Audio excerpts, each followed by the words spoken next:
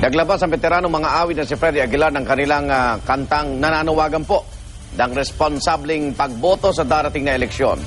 Pinuna rin sa kanta ang mga kurakot na politiko at maging ang political dynasty. Darito ang report ni Mav Gonzalez.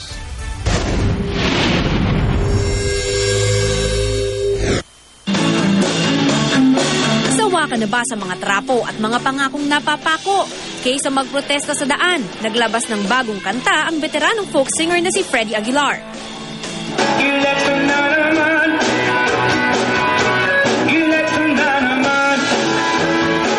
Para ipromote ang responsableng pagboto, nilaunch ang music video para sa kanta kagabi.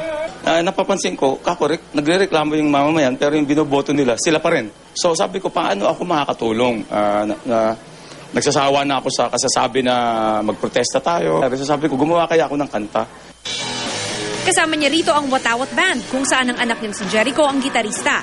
Ang mensahe ng kanta, maging responsable at matalino sa pagboto sa darating na eleksyon.